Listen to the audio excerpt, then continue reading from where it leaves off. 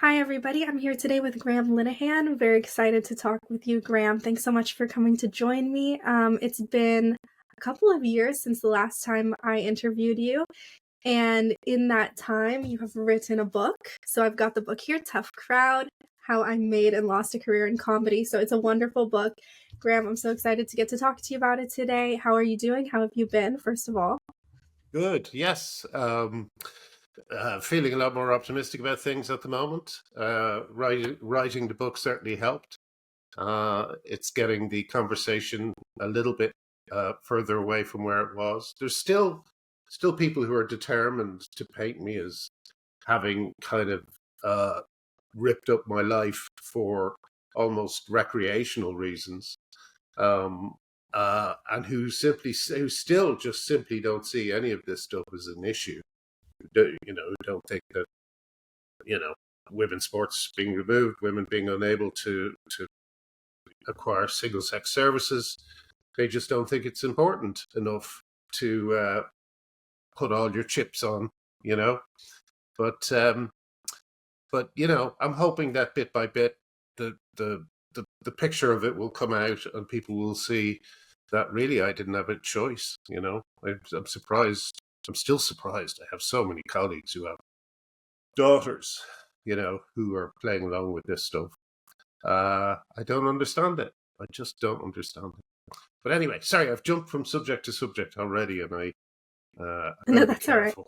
And I better not. I better not try and right every wrong in the first 5 minutes of the interview.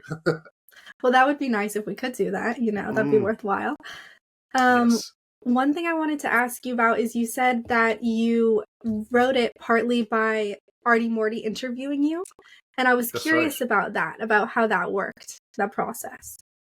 Well, I always feel that the first draft of anything is kind of like just almost like the blueprints of a house. It's not the house itself, and but you have to get it out. You have to create the blueprint before you can write the book. So Artie very kindly just took me through each part of my life, and we just did a couple of sessions where he'd interview me on my childhood or other things, and it just created that blueprint. So I knew what the shape would be, and although having said that, I did get it wrong originally. Um, I tried to be over clever with the structure, and the book didn't really take off as a result. But then when we put everything in the right order, it suddenly turned into a pretty good story.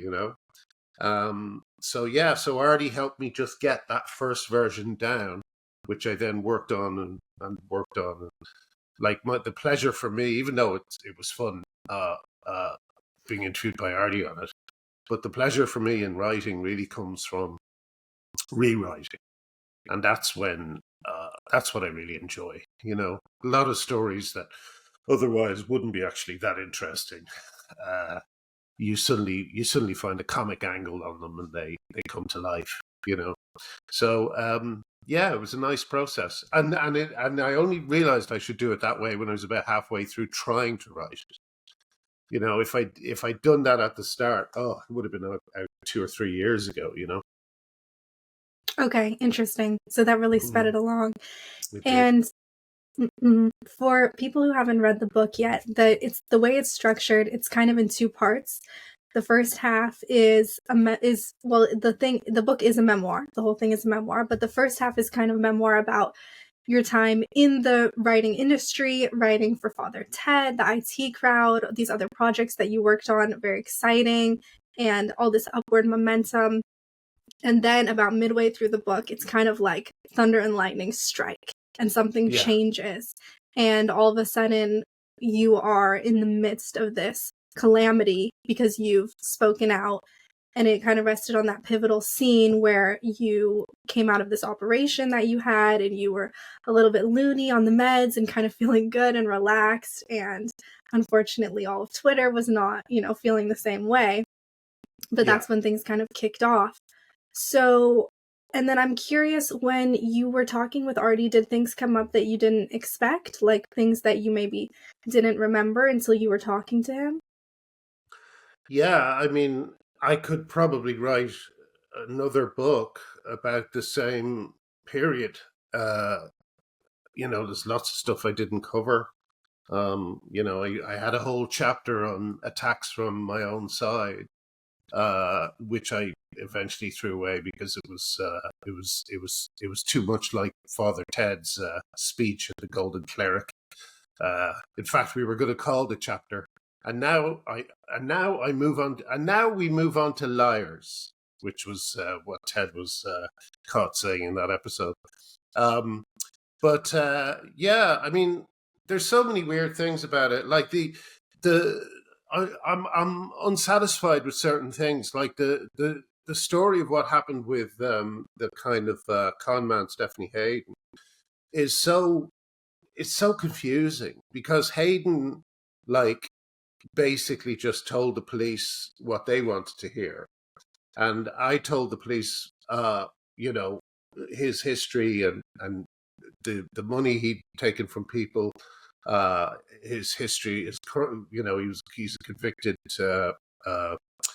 con man and a convicted sex offender, and the police said one thing back to me and one thing back to him, and as a result, it's a very confusing thing in the book, and you kind of want people to say, "Oh, I see what happened now," But like, it was hard to actually get across the simplicity of it. Because of the complexity of what Hayden did. Like, Hayden sued me, reported me to the police. The Guardian reported it as if it was like this final proof that I'm a bigot, And that's really what kind of is at the heart of my cancellation, is Hayden taking me to court and suing me. And he's he is a convicted sexual offender, convicted con artist. He assaulted someone with a golf club. He's a thug. He's basically Al Capone. And unfortunately, one of the things that makes it hard to write about him is that he's always going to sue. Whatever you write, whatever you say, he's always going to sue. That's his MO. Something happens and he sues. So they were, I don't know, it was harder to tell the full story of what happened there. Even I read that bit of the book and I'm like a little bit lost. But essentially he's just a con man who uses the courts to keep people tied up and stressed. He uses the police to make people frightened. He's a villain, and I feel like there was no way for me to really strip back the full story on that. So I might look at it again for a second edition for the paperback or something, because it's not the best when you hardly understand your own story, But that's Stephanie Hayden. Everything he touches turns to chaos, Yeah, I can understand that. Sort of, as you're writing it, you're like, this whole thing is such a big swirl of chaos, like you said, and a lot of the details are confusing in this whole argument, this whole debate, and when you get into the weeds, things get very complex and unclear. Yes, it's a little bit like what's happened. Oh, sorry. No, please go ahead. Well, I was going to say it's a little bit like what's happening in the kind of GC wars at the moment. Like, there's a lot of internal strife going on. I can kind of tell because I see different things floating up, and they're all from people I follow, and they're all on the same side, and it's all just going a little bit crazy. But then when you try and find out the root of it all, it's impossible, because there's so many things. Oh, someone said this in a space. You know what I mean? It's like, what? It seems to me that spaces have been invented purely to cause even more drama on Twitter.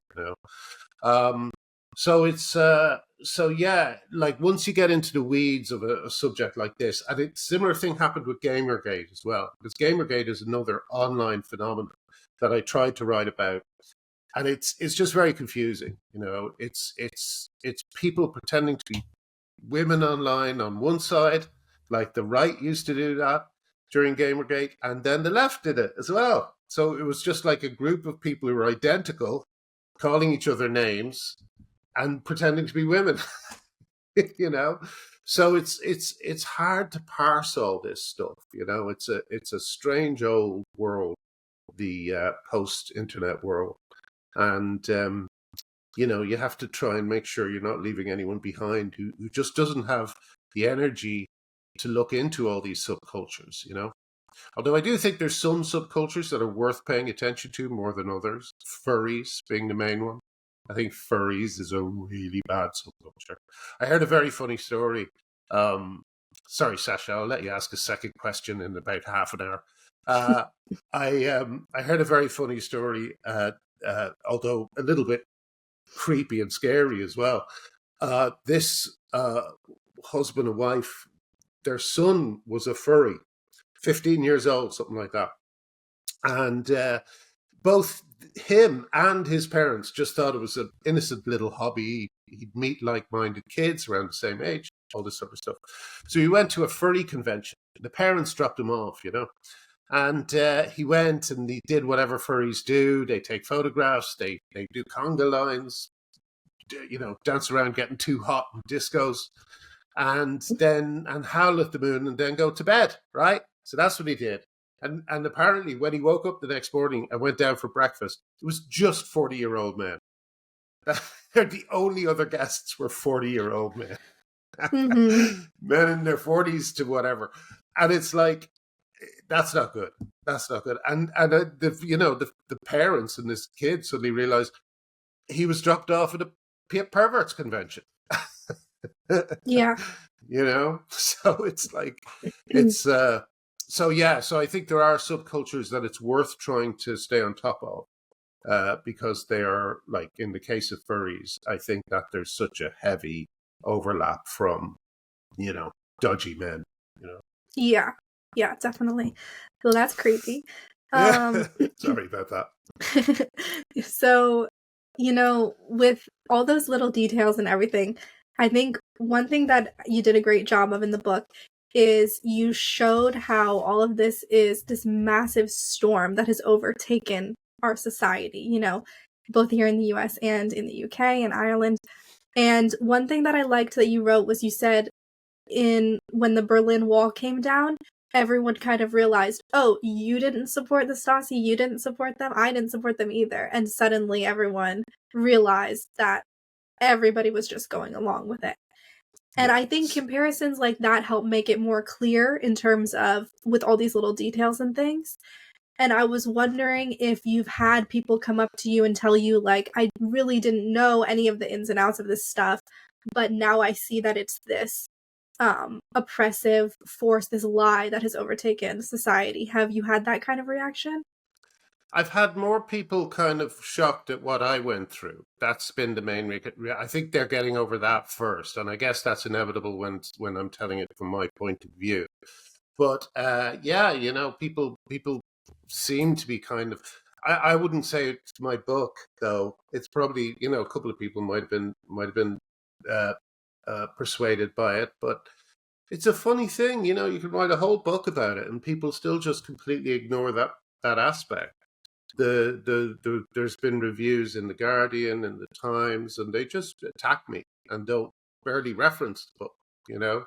So it's hard to know what kind of effect it's having. I kind of feel it might have more of an effect when it gets into paperback, because hardbacks are actually quite expensive, prohibitively expensive for some people. And yeah, I'm hoping that it will get more of a because, you know, we've had the usual thing of people hiding books and so on, you know, and also this weird campaign to make it sound like we haven't sold any books. Someone in the Irish Independent who I once got angry at because he gave one of my shows a bad review. He probably said we used canned laughter, which is why I used to get angry. But like he said, oh, he's only sold 1,000 books. You know, I've signed 4,000 books. I don't know where they're getting this, and we're on our third printing. So it's just very weird. It's almost like there's an attempt to just suppress it you know what? It's not weird. It's exactly what I've been getting for the last 3 or 4 years, and I'm not being interviewed about it. You know, Paddy Kilty of the Late Late Show was always telling me how much he loved my stuff in the past, and now, you know, he wouldn't dare have me on a show like the Late Late Show.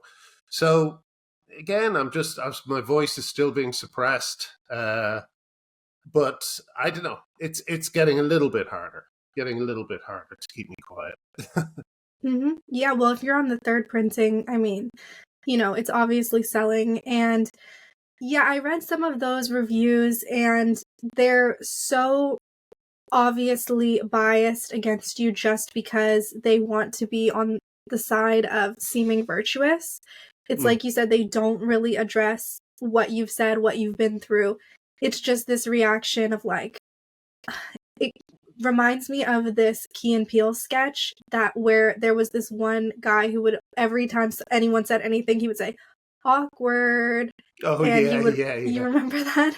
He yeah. would That's a great ruin every sketch. conversation.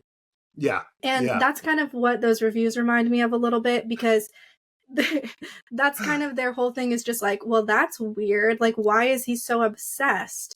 You know, yeah, and by the way, that's something a lot of people I interview tell me that they get is like, why are you Joe Bartosh? You know, she was talking about that. Why are you so obsessed with this issue? And reading it, I mean, I personally didn't know just how much you have gone through and how devastating it has been on so many fronts. And you know, you have this metaphor like the betrayals were like crows sitting on a wire. Was that mm, right? Did I get that right? telephone war. Yeah, Mm-hmm. yeah. No, it was. It's just been a series of disappointments. You know, people like there. You know, if someone has their life destroyed by something and they're a friend of yours, you would think that you people would look up what you've been talking about, what your positions are, why you feel the way you do. But there was never that level of curiosity from anyone I knew. Everyone was just absolutely terrified of it, avoided me like the plague, and left me to it. You know, even people I thought, you know, would take a bullet for me because I would take a bullet for them. So it's been a bit of a learning process. Certainly, you know, a lot of the people who I thought were indispensable to my life, I realize now they're not. And in fact, you know, you don't want to have anyone in your life who, as I say in the book, when I have a story about Pia Zadora, which was a apocryphal story about Pia Zadora playing Anne Frank, and when the Germans came in, someone in the audience shouted, "She's in the attic," because her performance was so bad, you know? Told the story wrong. But anyway, her performance was so bad when the Germans came in, she said, "She's in the attic." You don't want people in your life who are going to shout that. You don't want people in your life who are going to turn you in the moment they have any discomfort, you know? So yeah, it's been a bit of a it's been a real learning process. But the people, those journalists, though, this is people like Janet Turner and Helen Lewis. You know, these people. The reason they're so angry at me is because I have been covering this issue for 6 years and doing nothing but covering this issue, while they have been issuing the odd piece here and there when they can sneak it past their editors, and they're just annoyed because like they should have been doing it, and you know they should have been as obsessed by it because we're talking about the sterilization of young people. And I even found a piece by Helen Lewis where she called attempts to stop puberty blockers getting to kids vindictive, you know? So I don't know what it is. I think it's just a fear of rocking a boat or something like that. But they just didn't like my journalism, and they didn't like the fact that I was doing that. So, yeah, I think that's what it comes down to. A lot of it is professional jealousy, you know? Yeah, I mean, definitely there's going to be this attempt for them to claim we've been covering this whole time. You know, I heard Michelle Goldberg of the New York Times in a debate where she said, you know, I think we deserve some level of credit because we've just done a piece where we've covered 3 different children who transitioned and da da da da da. Hmm. But 6 years that took them. Right. 6 years after everybody else has been saying it. Right. After they joined in the harassment of figures like J.K. Rowling, you know, it's not good enough. It's not good enough. Right. That's the issue, is you've canceled everyone who was trying to speak out on this in a really open and honest way. Yeah, And another thing that people tend to attack you for is kind of your personal passion that you bring to it. You really care, and that's obvious. And people find that, I think, easy to attack.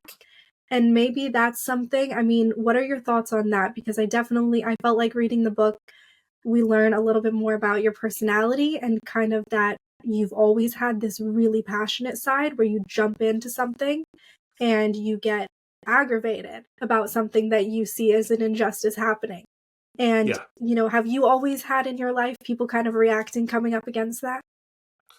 Well, I mean, my big thing was bullies. I was bullied at school, and then if I would bully the bullies, I did. If I saw anyone picking on a younger kid, I would give them hell.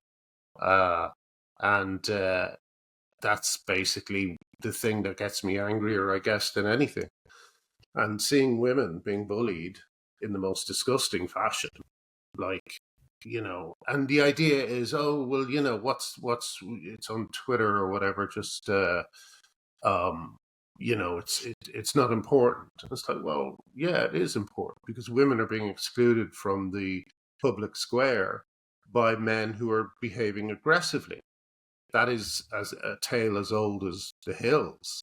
And when you see it, you've got to do something about it, because otherwise the voices of women will disappear. In the same way that, like, sport now, women are actually leaving sports. I met a woman who said her daughter was a silver medalist in jiu-jitsu. She's given it up because of the men entering the sport.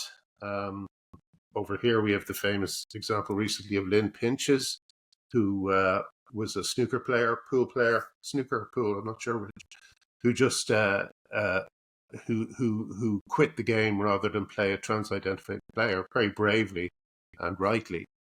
But yeah, it's just like it was an incredibly aggressive online space, and I started standing up for the women. And when people were rude to me, I would be rude back.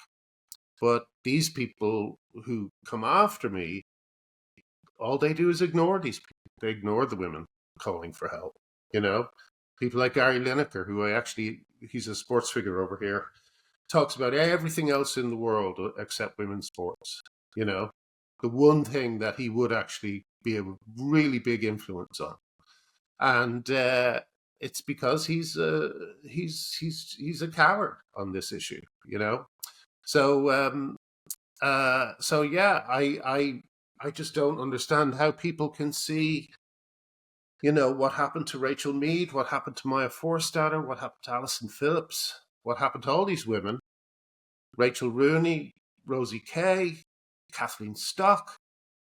I just don't see how people can just sit back and watch it all play out without wanting to help, you know? But they were able to. I mean, partly they were able to because a lot of them simply don't realize it's happening because newspapers like The Guardian won't cover it.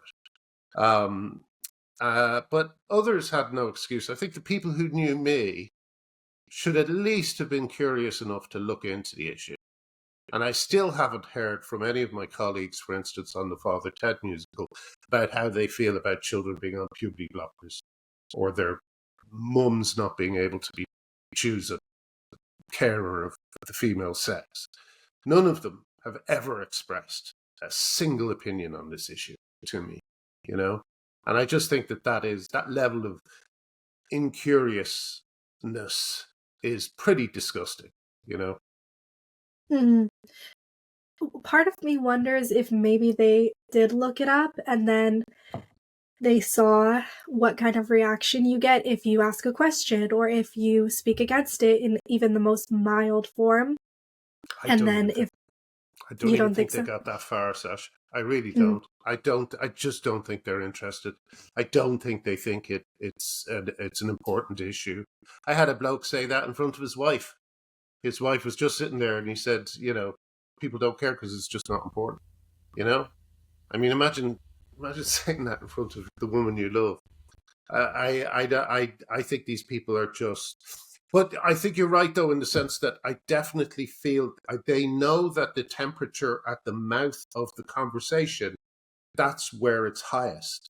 It's the heat of this temperature is blazing hot, and their attitude is, well, just don't go near it, which you can understand. It cost me my career and marriage. But it wouldn't have cost me those things if they had expressed the tiniest bit of support and brought the temperature down themselves. But none of them had the courage to do so.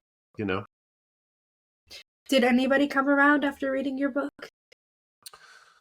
No, not as far as I know. I don't think so. Even people who I still got on with, like, I feel like they haven't read it. I think that they see the cover and they just think it's about the issue, whereas it's actually about 70% comedy career. So we might have to fix that for the second edition or for the paperback. But yeah, I don't know. It doesn't seem to have had much of an effect. The people it's had effect on are, as always, the audience, who in the end are they're my people. They're the people I wrote the shows for, and they're the people who stood up to defend me. The audience. My colleagues never did, but of course, with the exception of Richard Ayoade and Jonathan Ross, who gave me quotes for the book. But yeah, it's been the people in the audience who once again have kind of saved my neck. I always write with an audience in mind, and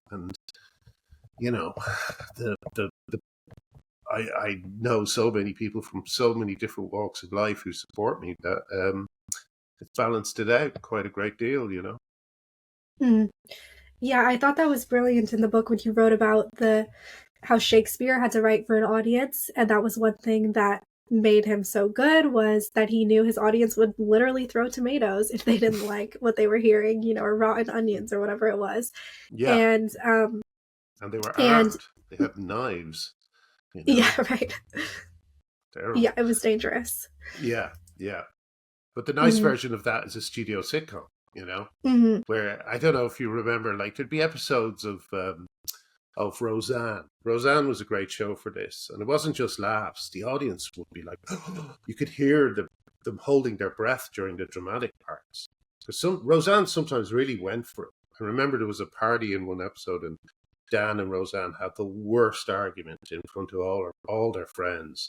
And it was ferocious. It was an absolutely ferocious 5 minutes of television, And you can hear the audience's silence as much as you heard their laughter. And it's powerful. It gives you a chill to hear a whole room suddenly holding its breath, And that's why I still have a fondness for audiences. I still, studio sitcoms went out of fashion. But I think they replaced one kind of generic comedy with another, Suddenly everything had to be using the framework of a documentary with people doing interviews to camera all the time about what's going on. And as a result, I don't know, it was just another what seemed to me quite a dreary convention after a while. And studio sitcoms, I don't know, they never felt that way to me. I guess because they remind me more of a good musical comedy or a farce, just feels like a classic kind of thing, is to try and make a story work that's filmed in front of an audience on 3 or 4 sets. I think that's actually quite an impressive feat when you can pull it off. I mean, we used to go a little bit madder. I always wanted it not to look like a sitcom and to have lots of cuts of exteriors and cartoons and all sorts of different things going on to keep the attention. But I also love that kind of classic style that the Americans were so good at, Frasier and Cheers and Taxi and Seinfeld especially. they seem to me to be part of a tradition that goes up all the way back to George Kaufman and the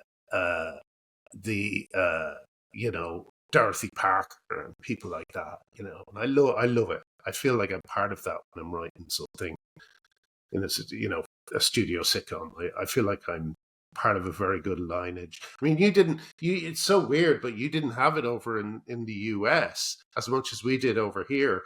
But Bilko, the Phil Silvers show, like a show from the 50s about an army base with Phil Silvers, that we used to see that all the time. It was on all the time. And that's where Danny Simon and Neil Simon and Woody Allen all learned to write, I think Woody Allen was on it. So, to be part of that tradition, I take very seriously. I'm very proud to be part of that tradition of studio sitcoms. They're also, interestingly enough, I think, a genre that only TV had. It's like it only exists on TV, and I think that's another proud thing about it. Thing to be proud about the sitcom. It doesn't exist in cinema. It doesn't exist in theater. A studio sitcom is its own is a creation of television. So yeah, I think there's a lot to be preserved in it, even though obviously it's very old fashioned. They may never make another one. Who knows? Well, I didn't even know that the laughter wasn't canned, because that's, for my generation, it's like we kind of look down on that genre because it's like, oh, it's just canned laughter telling us when to laugh. And then, I mean, I learned that from your book, like that's actually not canned in certain cases. So when I was watching Father Ted, I heard a cough in the audience. I was like, oh yeah, that's not canned. Somebody just coughed. Yeah. But also, if you look Mhm. at things like Friends blooper reels, which are on all the time, you can hear the audience killing themselves at all the mistakes and so on. It's funny, like when you actually see a sitcom being done, especially in America, it's really impressive. The sets are amazing; they're so deep. You can't do that as much in the UK.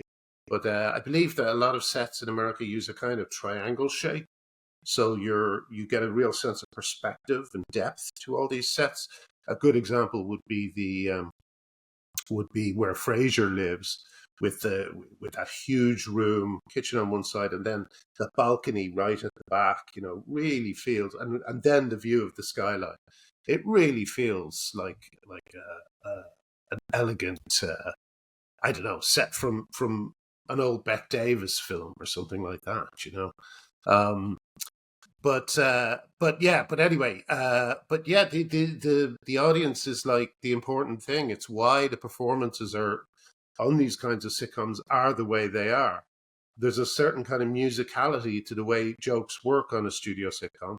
Again, that can become conventional, boring, and people can get too used to it. People can start to rely on those rhythms a bit too much. But if you can reinvent it, if you can bring something new to it, it can really do interesting things and get interesting performances. One of the best examples I could think of was Alan Partridge, the first series of Alan Partridge, the sitcom, where they actually built a set with 4 walls. So the audience was actually looking at a wall, and the actors were on the other side of the wall, acting. But the reason they did it that way was they could get the laughter, and the cameraman would be able to turn all the way around with the characters and never see the audience. So it was another little invention that just made the sitcom seem fresh again. And they come along every so often, But again, as I say, I don't know if they'll make another one with an audience, They still do, I think, better than most sitcoms, those kinds of shows. Mm. I think people find them comforting. Yeah, there's definitely a comfort in that for sure. Mm. And you wrote about how I don't think it was Father Ted, I think it was one of your later shows where you would not eat all day until you heard that first laugh on filming day. Which Yeah, show was that? that was all my shows. Oh, okay. Yeah. I mean, the amount of stress on that final day, because Mhm. you're rehearsing all week. The actors literally heard the script for the first time on the Monday, because they never read the script ahead of time. They always they always read it. That's the first time they ever read is at the read. Not all, but a lot of them. And then we block it on Tuesday. We run it for the crew on Wednesday. I think maybe it's Thursday we run it for the crew, and then we play it to the audience for the first and only time on Friday night. So all the guesses that we've been making during the week, the hope that the story hangs together, that it's a good idea, that it makes sense, you don't really know until you get it in front of an audience. And sometimes the worst happens, which is a key joke will happen, like something that is all about the main plot. And the audience won't laugh at it.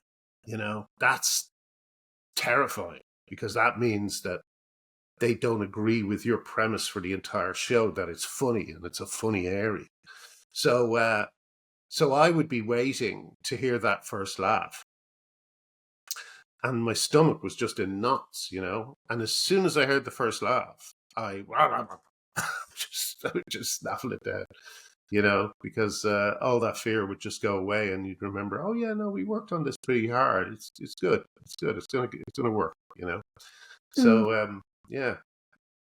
Yeah. So I mean, that I liked that story about how you would be holding the chicken sandwich in your hand, waiting to hear that laugh, and then the nerves would dissipate. You'd be able to eat. You'd have an appetite. Yeah. And is that just who you are? Is that just your personality for most things in life? Where you just kind of, you're tight about things and you're intense about things? Yeah, absolutely. Like when I went on the anxiety medication, when I got cancer, just before I got cancelled, I went on antidepressants, and for the first time in my life, I realized that it wasn't a natural state to be anxious all the time, because the anxiety just went. And I was like, oh, so you can, I don't know, a lot of people will recognize this feeling, but, unable to get to sleep 3 a.m. in the morning because you're remembering something you said to someone 15 years ago that hurt their feelings, or someone who hurt your feelings. And you just can't get to sleep because you just say, oh, I should have said this, I should have said that, or I wish I hadn't said this, or I wish I hadn't said that. And it all just disappeared with the anxiety medication. I probably would be able to eat now, in front of a camera, or in front of the monitor, because, I've got much more laissez-faire view of things, especially when it comes to rehearsals. I used to think I was basically, I would never clock off. And you know what I mean? I would be worrying and rewriting late into the night. And then on the last series, my producer just said, do it all in the rehearsal room and then leave it there at the end of the day. And it was the best advice I could have had, because often problems disappear in the morning, or they reveal themselves. The simple solution just reveals itself. So yeah, I kind of got a much healthier attitude towards working, and I don't really know if I've lost anything with it. I feel like I'm writing jokes at the moment for my stand-up act, and they seem to be coming out as fast as they always did. And but it's all done without anxiety, so it's good. Mm-hmm. Well, that's good to hear. It's definitely, so the comedy comes without the anxiety, is not a necessary part. But I do wonder if your drive generally, or your personality in terms of being so, like you said, on all the time, I think that must be, part of your success, right? Part of your, and then also maybe part of what got you so into this other issue, this gender issue, where you just couldn't turn it off. Is that accurate to say? Sure. Yeah, absolutely. When you're on a project, you have to be the one who thinks about it all the time, because no one else will. Everyone else has a life. Everyone else, their job is to make sure the sound is clear, or their job is to shoot it in a way that looks professional, and again, what's going on. But people don't take it home with them. because they're just ordinary guys with proper lives. Whereas I had to kind of take it home with me to some extent, and I was always thinking about it. It's different with this issue, though. With this issue, the reason why I think about it all the time, and the reason why I'm so consumed by it, is because none of my friends picked up any of the slack. Normally, when you see something as clearly wrong as some of the stuff we've been fighting is, there'd be other people beside you saying, "You're absolutely right. This is disgraceful." But there's been nothing like that. There's just complete silence from people on the issue. So you don't get what you would normally get in a normal situation, which is no one's tagging you out. You know what I mean? No one's saying, "Don't worry, you take a rest. We'll take care of this for a while." Everybody who's in this fight has a similar story. They're either being considered, fanatics or monomaniacs, and they can't quit until they convince more people to come on board.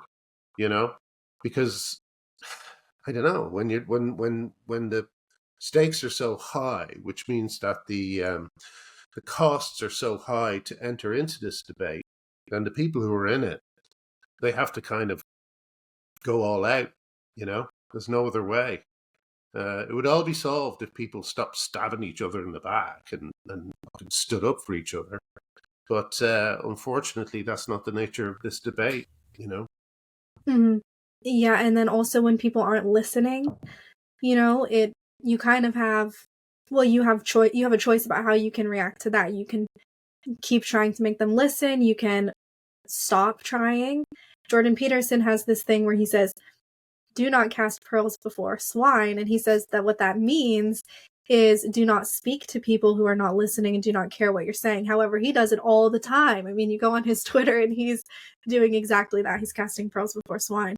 So, but it is there's something so enraging about people just not listening when something is so important. And you do have an anecdote in the book where someone said, "I just don't care," when you're trying to explain. Yeah, that was Jimmy Mulville of Hat Trick, and you're saying stuff that you think, well, this couldn't fail to penetrate, like young girls are getting double mastectomies, teenage girls are getting double mastectomies and being told they're boys, and he says, "I don't care." I still find that extraordinary. But yeah, I've run out of ways of trying to get people's attention to this, But the main problem basically is that all over the world, every major news channel is conspiring to not publicize it, except on their terms. So they'll have some kind of, feature on some non-binary, musician or something like that. But they will never talk about the recent findings about what effect transgender medicine is having on its victims. You'll never see a story about that. And they won't cover it unless they're absolutely forced to, which is, I think, what happened with the New York Times recently. But yeah, it's what can you do? You can just keep telling people, and I just keep doing everything I can just to alert people. But you have to think that it must be having some effect at the moment. It's not. Things certainly seem to be shifting, even in America and Canada. So, yeah, we'll see. We'll see if some of the stuff I've been ranting about for years will finally be heard. Mm-hmm. Yeah, it is shifting for sure. And Good. I mean, one of the best ways to get people to listen is comedy, right? Make them laugh. So will you ever be donning a wig again? Because I have to say, I found that so funny when you did the Her stunt. So Her was the dating app, lesbian dating app. And a lot of people got so mad at you for that, even people who are critical of the trans movement. But I thought it was hilarious seeing you do the wig and the head tilt and they were mad at me. Yeah, mm-hmm. And that was all Photoshop. I didn't actually wear those things. But I'm disappointed. Sorry.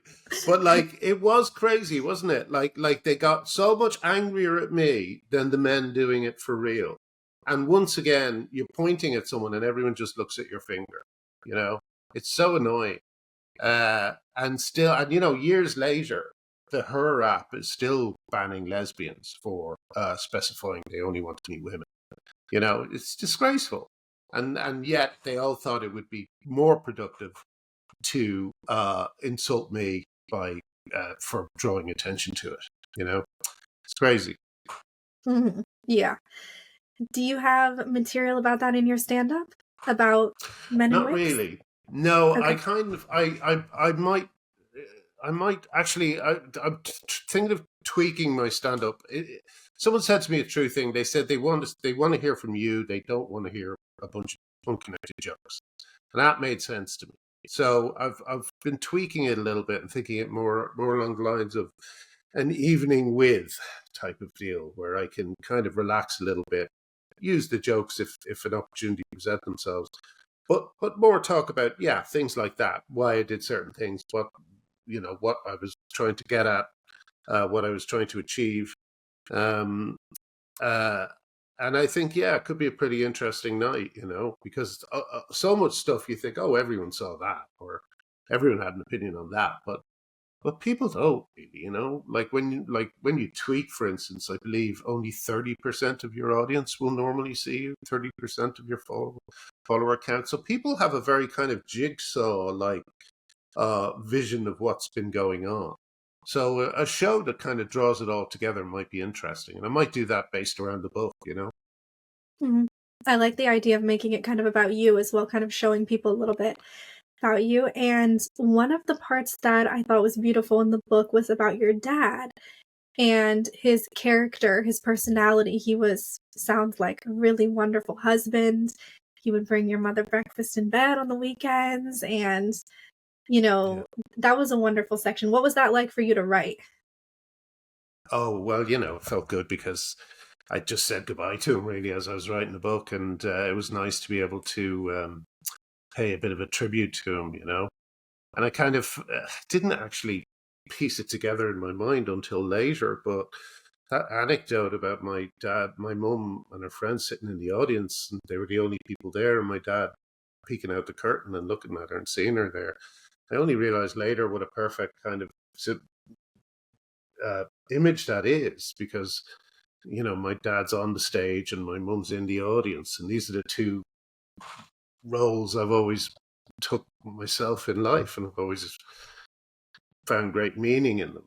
So in the same way, when I was a kid, I wanted to be a drummer, and now my son is drumming, and I wanted to be an artist, and now my daughter is drawing. Is Turns out to be very talented. I like to think that I took some of Dad's, quashed dreams of the stage and brought them somewhere for him, even if he couldn't do it himself. So writing all that, it did kind of reveal all that stuff to me. So I was very happy to get it on paper. And it's also nice to be able to eulogize your dad. It wouldn't have happened if he hadn't have died. I obviously rather he hadn't, and I was missing a chapter. But yeah, no, it was nice. It was a nice way to round things off with them. Mhm. And what was also great about that story about your parents, your mom being at the show that your dad was in, was how he peeked out from the curtain and saw that there was hardly anybody else there. It was And just then them. It you was literally asked, just okay, them. mhm. And then you asked your mom, so was he disappointed that it was just you and your friends in the audience? And she said, no, he was quite happy to see us. He was delighted. He was Yeah. delighted. I love that story. And he used Mhm. to do, and then he did that, like, gosh, he did this little poem that he used to do, and I tried to get it down as best I could, but you can't find it anywhere. The play is out. The play is called. Its play is called something like "The Colonel's Daughter" or something like that. Hilariously old-fashioned title, and you can't find the lyrics, and he changed them anyway. So I had to do it from memory. We asked a bunch of friends and stuff to piece it together with us. There was one line we just couldn't get, but yeah, he did it at our wedding. I remember he did it at our wedding, and he did it really quietly because he was shy. And I said, "Can I just give one note?" And he wouldn't take it from me. He just wouldn't take it, and it was only just to speak up because I wanted to hear it. So, but it was very funny. Yeah, he was a sweet guy. He was a sweet guy. He couldn't. Now that story is true in it as well. Like if he saw a baby crying in a film, he couldn't enjoy the film because he knew the baby would have had to have been made to cry for the scene. So we were watching The Dead Zone, which finishes with Michael Sheen holding a baby up and shielding himself from an assassin. Oh, my dad didn't like that at all. Just totally threw him out of the film because the baby was crying. So yeah, he was a genuinely good man. Mm. And that, when I read that about that, he would turn the TV off if there was a baby being put in distress. Did you inherit that, or any aspect of that? Yes, I can't look at anyone. I can't look at kids being hurt, or like a film like Funny Games. I will never see a film like that. But I can't. It's interesting. I saw there's a very clever thing Ken Loach does, and it just made me super aware of it. But like, there's a bloke talking very aggressively to a woman in one scene, and I remember when I first saw it, I was very shocked, and I was very worried about the kid. But then I noticed when I looked at it again that the kid, you don't see the kid in any of the shots. The kid is actually not present when the bloke is shouting. And so what it did make me do is aware of that. I always look at things and I always think, is that kid, is anything happening to that kid to make this performance possible? You know what I mean? But normally it seems that people are pretty good and even use special effects and stuff like that, It's a long time, long time from the days when the studio system mistreated kids so terribly, I just heard some of the stories about Shirley Temple, and it's interesting because you look back at that stuff and you go, oh, actually, yeah, that was so weird, and everyone just kind of accepted it, It was a strange old time for child stars. Mm-hmm. Yeah, and then your mom is quite funny, isn't she? Because there were some stories that she tells that are really hilarious, like the cat coming in and jumping on the piano. That's right. Yeah. She's so funny. She would tell us stories, and you would have to hear them a couple of times. So she'd tell the punchline, and you'd go, "What?" And she'd have to tell you it again, and it was only like the second time that you realized she was telling the truth, and then it would just become the funniest thing. Like the one she told us was when she said she tried to grow carrots, and didn't have much success. They were very small. She went to a library and said, "Yeah, do you have any books on gardening?" And the woman said, "Yeah. What kind of book?" And she said, "Oh, I tried to grow some carrots, but they'd only be fit for dwarves." And she said that like they both turned to their right, and there was a small man waiting in the library, and she said, "What are the chances of that happening?" She said, "I'd never in my life saw a dwarf in Castleknock, and it was just the fact that she just happened to say it there, and the guy was there, and this is a very small, suburban place. It's just these moments of extreme banality that somehow acquire a kind of surreal edge. She I didn't realize it, but she must have been giving me that sense of humor from when I was a kid, So it was nice to write about both of them and kind of thank them for everything they gave me, Mm-hmm. And it kind of, I think, reveals a little bit about how maybe you, tell me if, I'm off base here, but you're made up of this sensitivity to, like you said, bullying or pain of others, and the humor, and like this absurdist humor. And then it comes together, I think, in you. Yes. Is that accurate? That's the sense I got. I think so. When we were writing Father Ted, Arthur and I used to always, make something happen to him. And then we'd just laugh about it. And we'd always say, poor Ted, poor Ted. But we were doing it, but he had to suffer for the show to be funny. So yeah, I think it's possibly being quite aware of pain and humiliation and things like that, and trying to find maybe sometimes a way of laughing at it to make yourself feel better about it. Like, I met this lovely guy recently. He was a soldier, ex-serviceman, and he was talking about I think he was in the SAS even, and he was talking about the training, and he said, we lost 3 people on the first day, and I said, they died, and he said, no. It was like, of course they didn't die. They're not killing people in training for the SAS. But because moments like that where you wince when you think about them for a day or two, but then after a while, they just seem really funny, They died? No. So Mhm. yeah, I love it. I'm always on the lookout for moments like that. Mhm. Okay, there was one thing I disagreed with you in your Oh, book, okay. which was when you said that women don't swear at each other and talk to each other in abusive ways. Ah, did I say that? Something like that Oh gosh, on Twitter, it's certainly generally. been disproved recently. It's Right. been a bit of a firefight out there. Uh, Mhm. I don't know.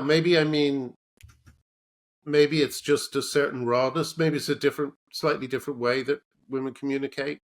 It's so violent. Like, I think what I meant, I can't remember the bit where I talk about it. Do you remember where I talked about it? Maybe I can find it. Well, you talked about, the context was trans activists, which I Right. agree with completely, are on a whole nother level of nastiness, and Yeah. that you don't see that from the side standing up to them Yeah. generally. Yeah. Mhm. Generally don't. There's a few pockets of extreme people who like to speak in the most aggressive way. Mhm. And I guess that they pick that up from often the people they're fighting on the internet. But generally, it seems to me that trans rights activists, especially the ones who call themselves women, are fully intact men, uh, and are just really just like goths, and they found a way of speaking in the most appalling way to women. You know, their mums would slap them in the face if they heard them talking like that. You would You hope know, so. yeah, yeah. So Mhm. that's kind of what I meant, I think. I certainly Mhm. know that the air could get a bit blue when some turfs are gathered together. But Yeah. Well, there's, verbal attacks, and then there's the power of the male aggression in person in real life. So that's, different. And one thing you write about chivalry, and I like that part because I know a lot of feminists would get on you for that, get on your case for that, and they don't like chivalry, anything like that. But it's definitely true that because men are stronger, there's a kind of a responsibility there, right? I mean, that yeah, we can't get around that fact. Men are bigger and stronger than us. yeah. So, And, just like in the if way, someone's yeah, struggling with go a ahead. case, and Mhm. you could easily grab it and bring it down the stairs, why wouldn't you know what I mean? What I don't like is its opposite, like that the idea that one should not be chivalrous because that would be sexist. I hate that idea. Mhm. It's I think it's actually a feature of liberal feminism more so than it is uh, uh, everyday or radical feminism. It's this pretense that we're all the same, and there's actually no we've seen what's happened to that. This pretense that there's no physical differences. Women's sport is being destroyed, you know. So I feel that, and I also do feel. I said in the book, a man should have a code. I feel that's a good thing too, because I think one problem a lot of men have, a lot of young men at the moment, is they simply have so many conflicting ideas about what they should do about their toxicity that they are frozen in decision, you know. And the thing about a code, in this case, a code of chivalry, is it just takes the thought out of it. If you see someone struggling with a bag, if you don't have the code, then you go, what'll I do? And it's all awkward and embarrassing. But if you have the code, it's automatic. You need one hand? No? Okay. And you walk up. That's all it is, you know? So I think that, like, having a code is a good thing for men because men often aren't socially the best creatures anyway. So it's the same reason we put them all in tuxes at a wedding, because you can't trust them to choose their own clothes for a wedding. You got to dress them all the same and they behave the same. And that's perfect. That's what you want, you know? So yeah, I just think having some sort of, chivalrous mindset is a good thing overall. It's a net good to be chivalrous, I think. It may have some problems with it from a feminist point of view. I believe the roots of chivalry are a little bit sexist. But, considering the violent insult that women have been facing for the last few years, I think it's the least we can do is be a little, more thoughtful about how we treat them, Mm.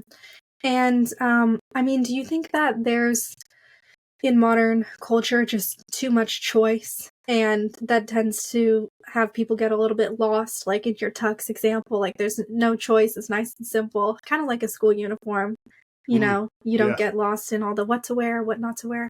Yeah. Do you think that's a feature or a facet of our culture now? Too much choice? If you look at the amount of content being produced, Apple TV, Prime,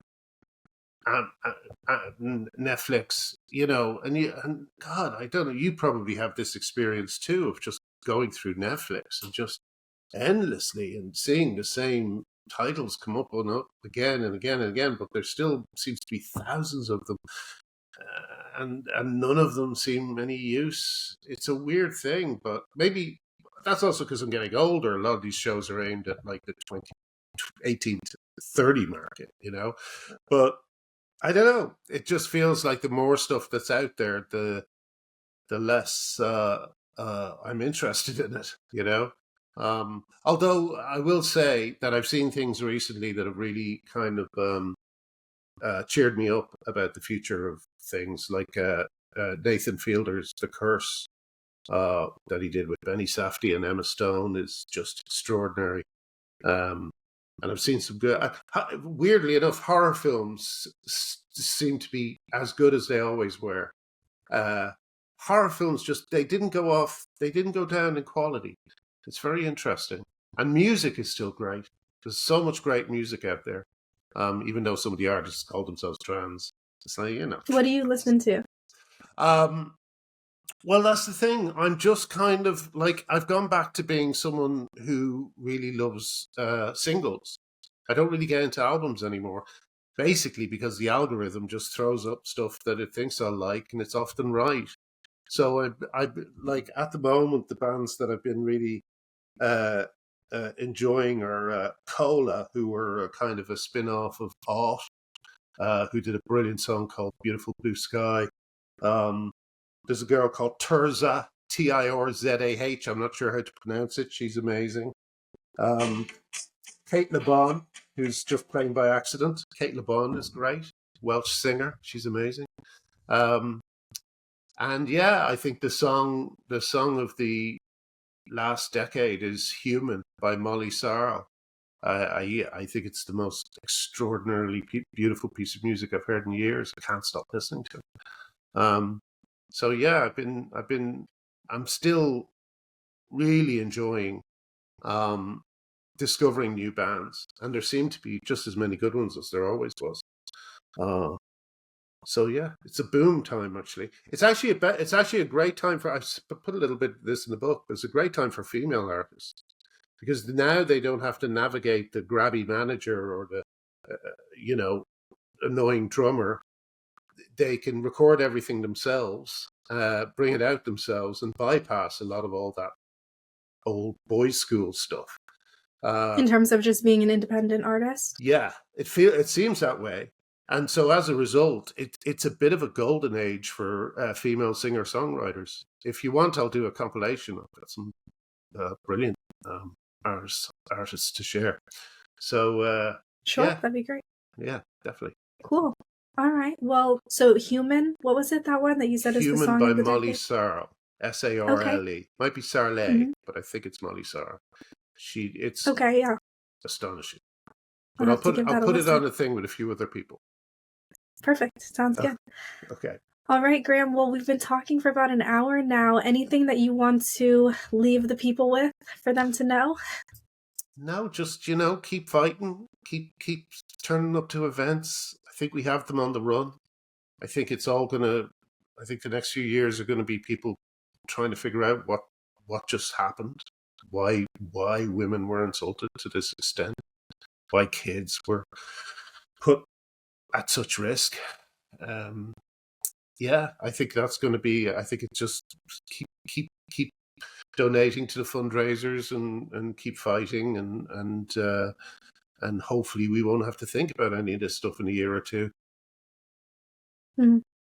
Excellent. Well, thank you, Graham. Please go out and buy Tough Crowd. It's really funny, it's really smart, and it's also touching. So thank you so much for joining me, and we'll leave it at that. Thanks, Sasha. That was great.